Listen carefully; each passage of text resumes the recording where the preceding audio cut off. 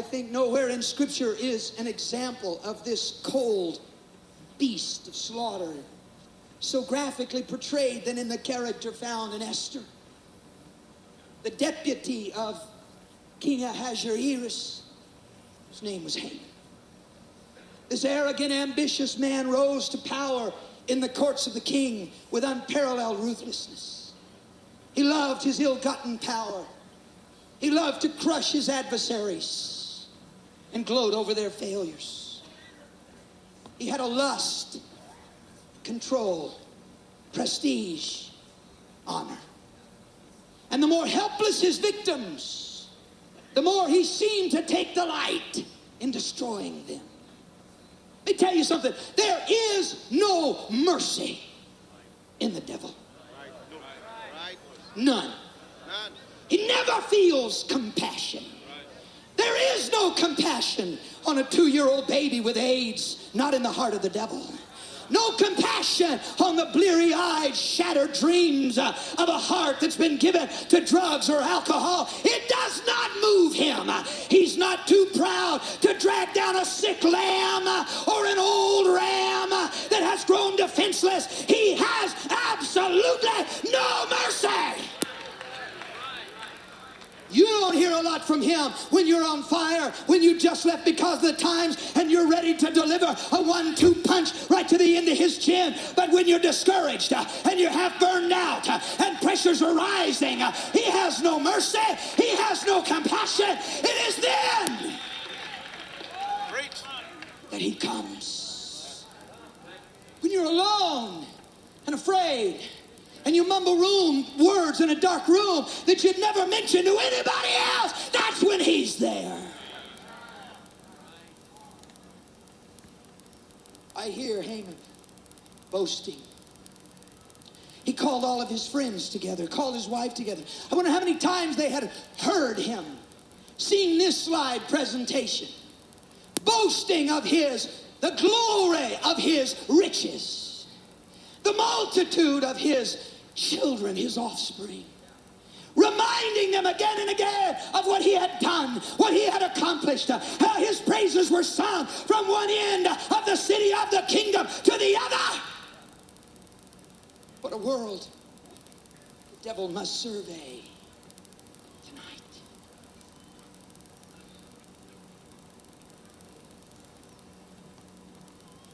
$1.6 million teenagers, 14 years and under, are alcoholics or problem drinkers in America. Teenage suicides have soared 700% in the last decade and a half. A major condom manufacturer recently announced they are targeting the 13 to 15-year-old market. And their excuse is they're going to do it anyway. They might as well be protected. 51% of all American teenagers lose their virginity by high school graduation. A major sports figure admits a lifetime of decadence and gross immorality has infected him with a terminal disease. And he's made a hero and a spokesman for a mythical safe sex that will surely condemn thousands of others to die the same horrible death that awaits him.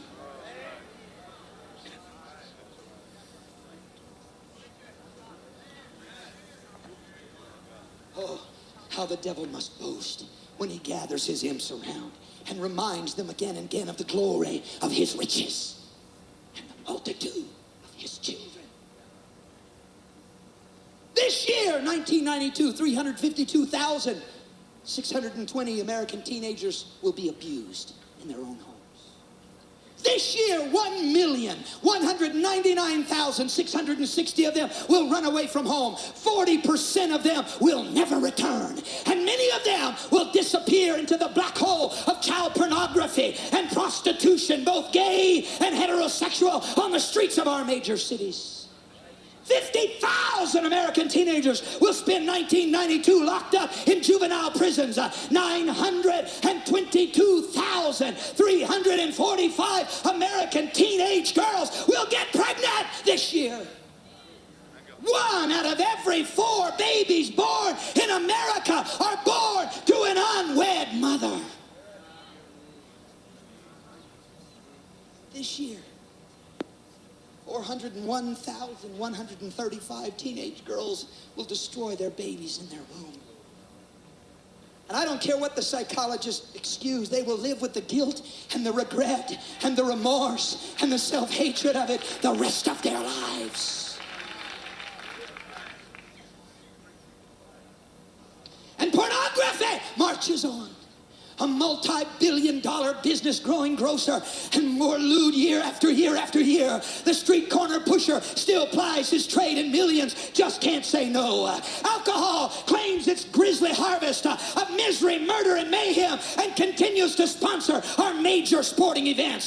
Tobacco will claim 100 or 200,000 lives this year and another 50,000 innocents who never put a cigarette between their lips. My God, the devil must enjoy the view that he sees when he looks at our world. I don't know about you, but I am sick and tired of the devil having his way, doing his thing, walking high and wide and proud through my generation.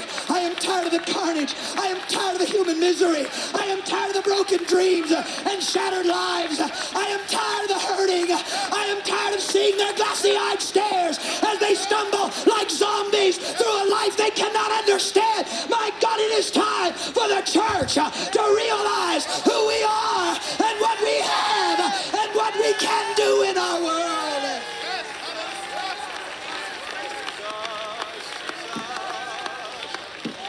You preached it, elder. My God, if we don't reach them, who's going to reach them? If we don't take the truth to them, the Mormons will be there. The Jehovah's Witnesses will be there. If we don't reach them, the cults will be there. I mean the real cults, they'll be there. My God, if we don't do it, there's nobody.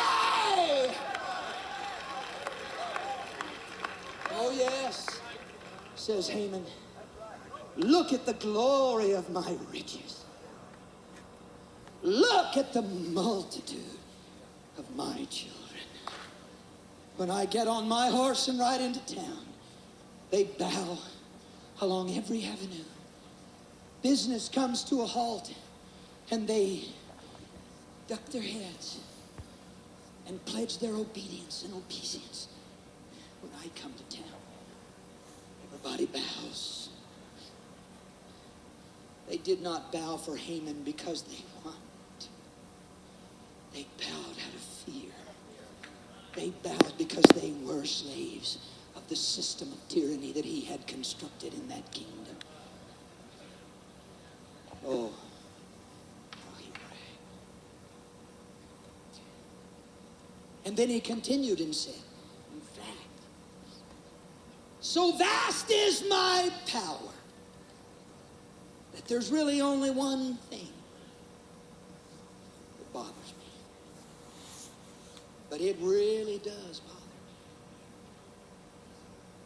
There's only one thing between me and the fulfillment of my dream. His friends and wife must have said, what is that? So absolute is your power, so awesome is your reach. What in the world could it be that bothers you? That stands in your way? And the devil incarnate, Haman, says, you know how I have to take the main highway into town? You know how I get in there and I take a right first? And going down to the palace, you know how I have to pass the King's Gate. Every day. Not one day or two, but every day. When I pass that gate, folks are just a bowing and a scraping everywhere. They're singing my praises. But every time I pass that gate, there's this one old Jew named Mordecai. And he don't bow.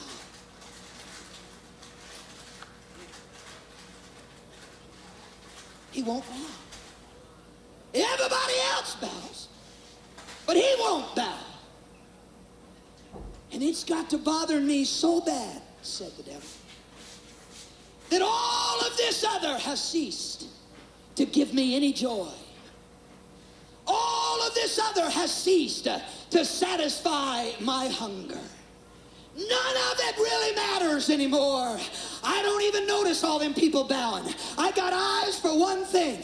I wish so bad that one day, just one day, I could go to town and go to the King's Court and pass the King's Gate, and that too not be sitting in that gate. I wish one day he'd stay home sick. I wish one day he wouldn't be there. But every day I can't take my eyes off of the King's Gate, and every day there he sits. Every day he stares back at me. Every day there's a little smile playing at his lips. Every day he seems to telegraph a message. I ain't gonna bow. I ain't gonna give in. I'm not gonna be like others. I'm gonna stay true. I refuse to do obeisance to someone like you, and it bothers me. The enemy has told you, you don't matter. Brother Teddy, you touched us today. It's so true. We all struggle with feelings like that, and we feel like we haven't accomplished anything. He's going to perch on your doorstep. He'll meet you when you get out of the car. He'll walk up the hall with you. He'll remind you of how little, how no good, how down in the dirt you really are. Okay, devil. All right, devil. I may never pastor a church like Alexandria. I may never preach at a general conference. I may never even sit on the platform because of the time, but I want you to know one thing. Every day, I'm going to meet you in the King's Gate, at my city, in my town, in my community. You can look for me every day. I'm going to be there every day. I'll meet you in prayer. I'll meet you in consecration. I'll meet you in worship every day. Every day you live, you are a thorn in his side. Every day you pray, you are holding back his kingdom. Every day you pray, you are an irritation in his mind. You're an eyelash in his eye. You're an ache in his tooth. Every day you live, I don't care how big your church, I don't care how long you've been preaching, every day, he passes the King's Gate. And if you're sitting there, you rob him of his joy. You rob him of his satisfaction. You rob him of his arrogance.